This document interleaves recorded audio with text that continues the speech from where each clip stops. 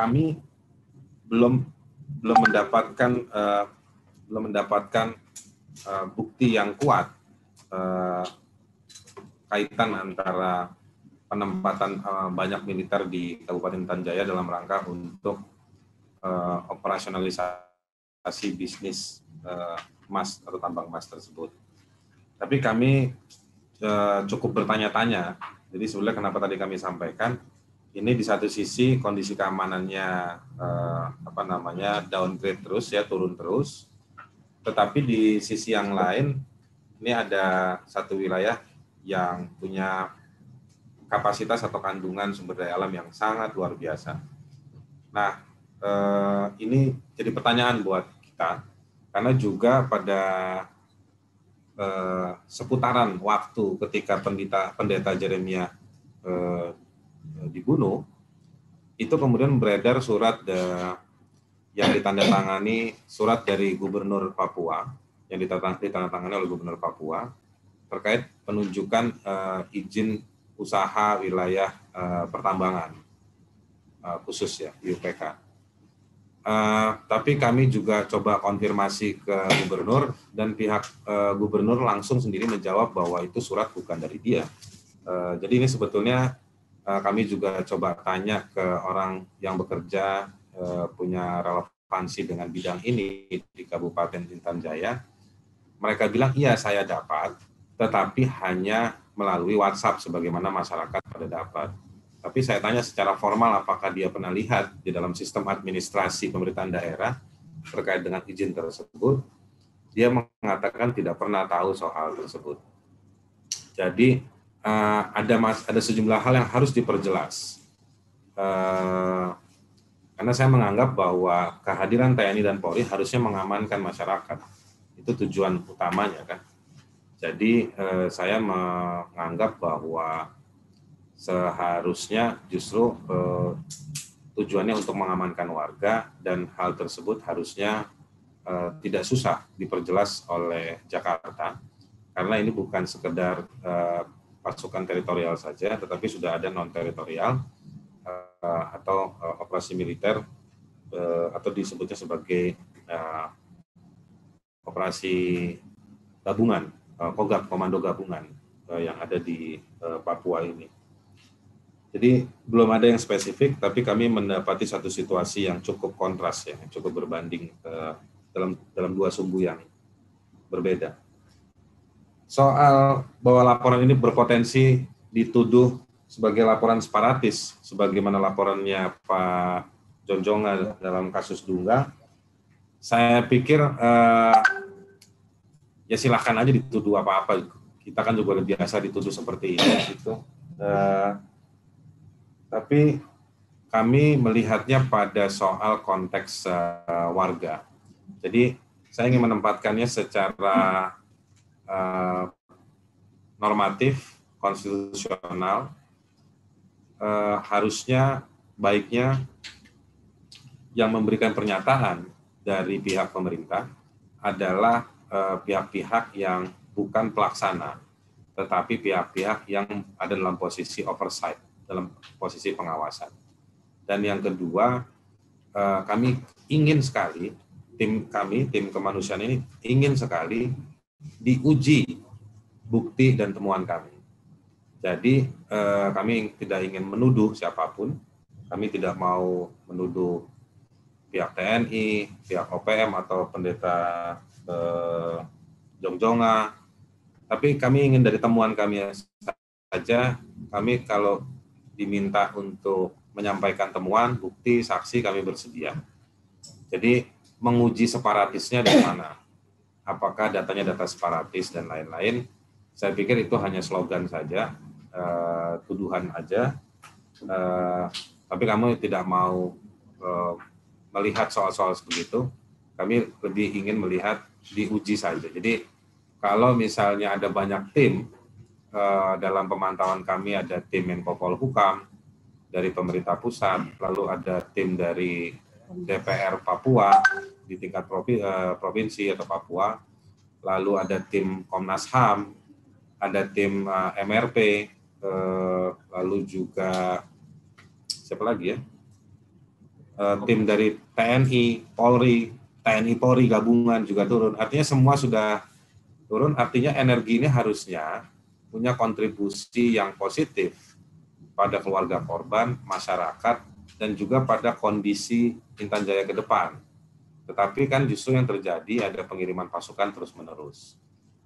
Terkait soal OPM atau KKB dan lain-lain, sebetulnya kami tidak bisa mengadvokasi ke mereka, kami tidak bisa audiensi ke mereka, karena mereka bukan bagian resmi dari tata kelola sistem pemerintahan kita yang punya tujuan untuk menjamin rasa aman atau hak-haknya warga sipil.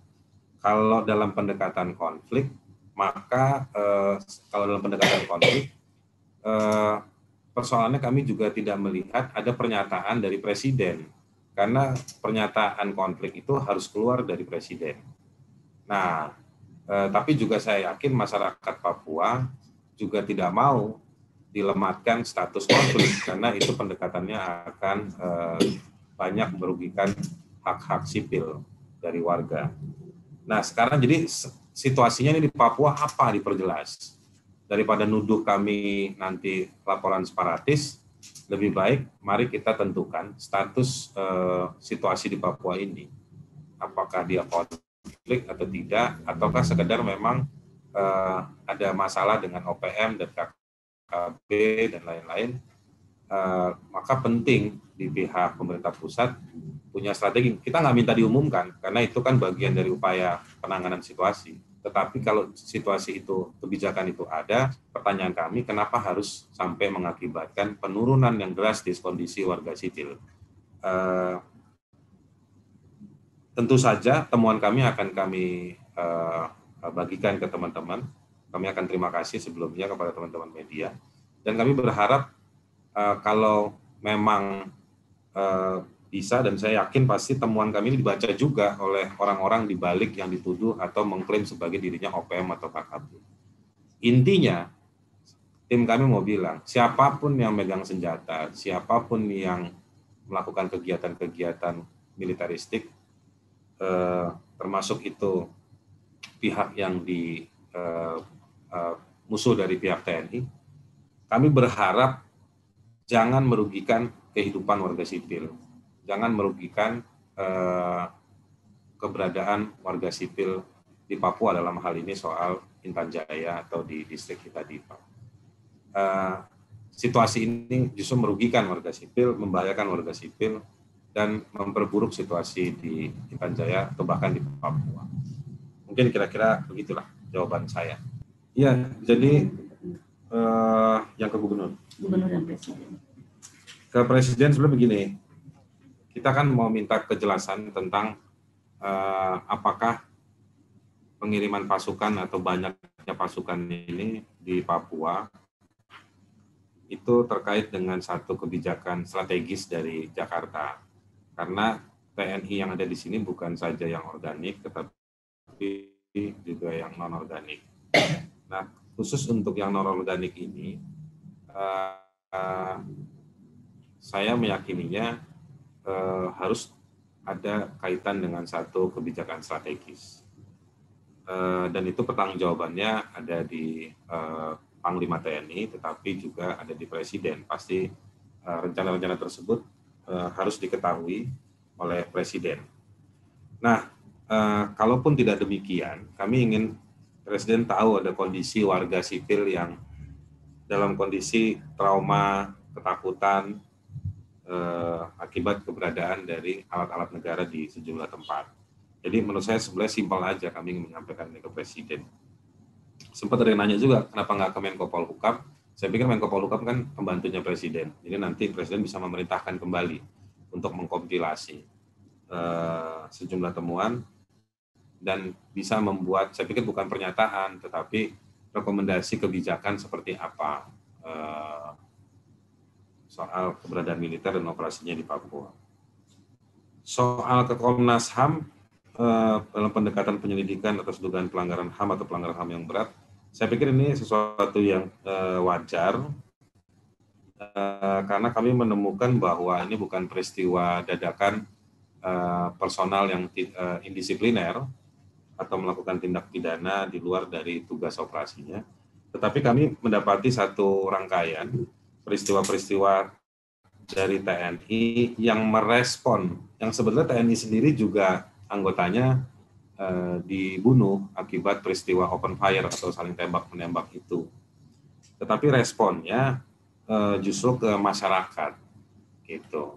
Responnya ke masyarakat, ada tuduhan ke masyarakat, dan itu langsung disampaikan oleh dan ramilnya atau komandan pasukan. Kita juga nggak jelas nih koramil yang di kita DIPA itu sebenarnya statusnya resmi atau enggak, karena dia menyebutkannya sebagai koramil persiapan kita DIPA.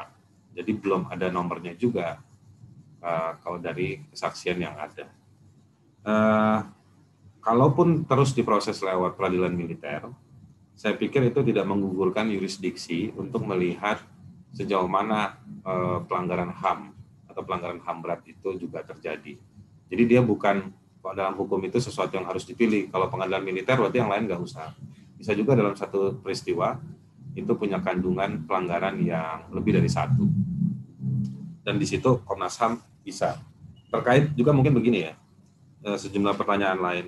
Komnas HAM juga punya, selagi Komnas HAM merampungkan penyelidikannya atau memulai penyelidikannya, bisa juga Komnas HAM melakukan upaya dialog temuan-temuan sementaranya itu ke sejumlah pihak, begitu, untuk bagaimana menyampaikan atau membawa pesan agar perlindungan warga sipil atau penanganan kondisi warga sipil yang trauma ini didahulukan menjadi prioritas.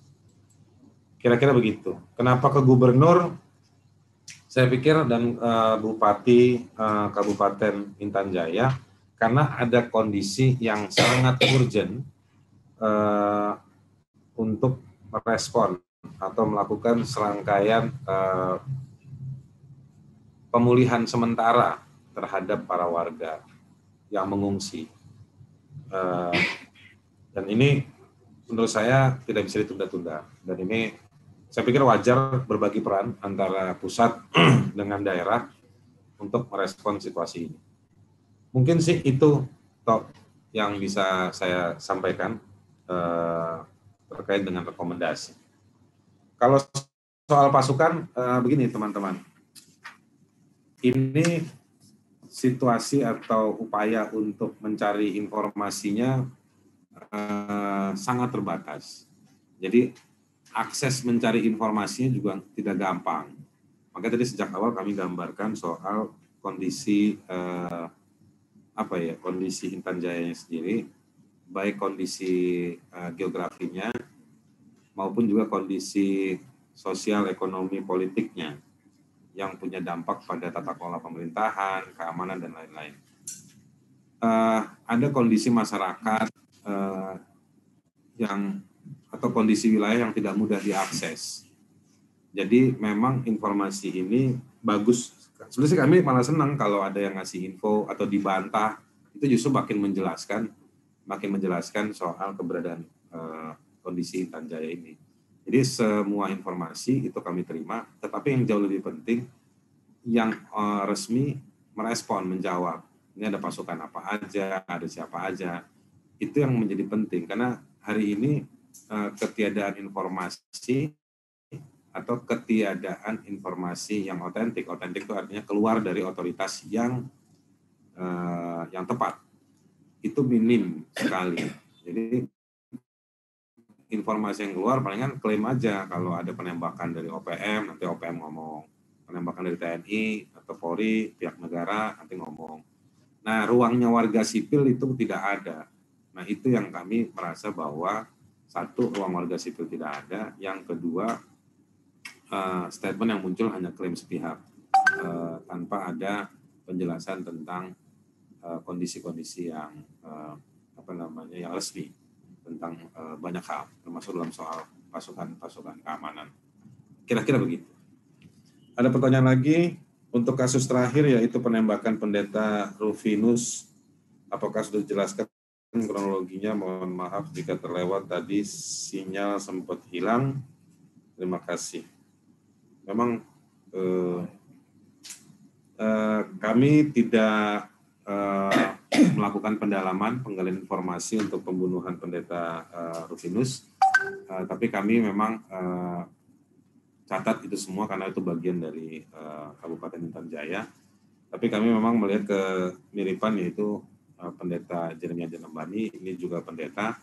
Sekali lagi ini kami khawatir ada tipologi target atau peristiwa yang menyasar pada latar belakang seseorang, dalam hal ini pendeta.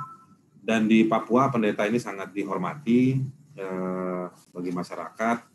Dan ini saya melihat dari kasus Jeremia Janambani, masyarakat terpukul, sangat terpukul secara sifat ya, dalam arti bukan fisik. Ada rasa takut yang menyebar di masyarakat, keraguan keamanan pada diri mereka karena menganggap pendeta saja dibunuh, apalagi kami. Kira-kira respon yang cukup kuat kami dapat seperti itu. Itulah yang membuat mereka itu. Gita Irawan, apakah pemerintah melalui tim TGPF perlu membuka secara rinci temuannya ke publik agar bisa dijadikan perbandingan? Saya pikir itu akan baik, tapi yang paling baik adalah bagaimana berkomunikasi dengan keluarga korban dan masyarakat. Karena salah satu harapan yang cukup patut kita garis bawahi, selain kembali, tadi Ibu Pendeta Dora sudah sampaikan, mereka ingin kasus ini diungkap secara baik dan juga memberikan dampak yang baik, misalnya mereka bisa kembali kerja dan tempatnya tidak jadi tempat konflik, kekerasan, atau tempat kegiatan militer. Kira-kira begitu.